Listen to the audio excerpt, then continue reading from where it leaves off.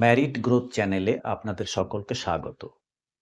আজকে আলোচনা করব বহুব্রীহি সমাস নিয়ে। এসো তাহলে। বহুব্রীহি সমাস। বহুব্রীহি সমাস কাকে বলবো?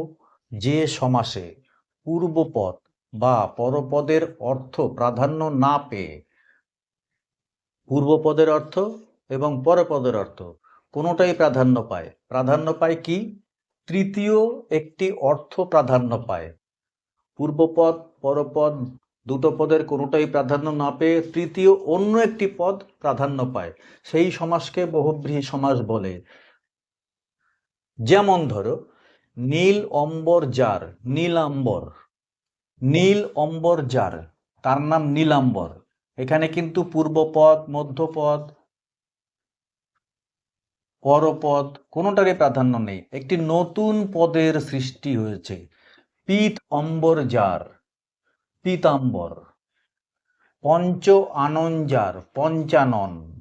পঞ্চ আনন যার, পঞ্চানন। অল্প আয়ু যার, অল্পায়ু। সমবয়স যার, সমবয়সী। ফণীভূষণ যার, ফণীভূষণ। আবার আরেক রকম ভাবে বহুব্রীহি সমাস হয়, যে বহুব্রীহি সমাসে পূর্বপদ নয় অর্থক অব্যয় থাকে, না সূচক অব্যয় থাকে, সেই বহুব্রীহি সমাসকে নয়ার্থক বহুব্রীহি বলে। যেমন নি, দন্তন্বয় রস্যইকার বিসর্গ, নি অর্থাৎ কিনা নেই।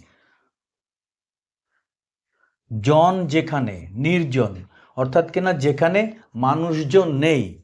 নিহ জন যেখানে, নির্জন যেখানে মানুষজন নেই। নি রব যাতে, নি অর্থাৎ নেই, রব যাতে, নীরব যেখানে কোনো সাড়া শব্দ নেই। নি নেই বোধ যার, অর্থাৎ যার কোনো বোধ নেই, সে হচ্ছে নির্বোধ।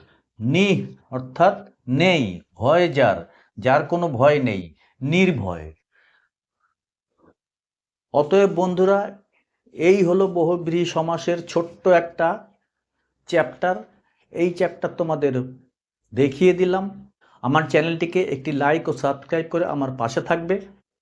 এরকম আরও নতুন নতুন টপিক তোমাদের জন্য নিয়ে আসব। দেখা হবে আবার আগামী ভিডিওতে। ধন্যবাদ।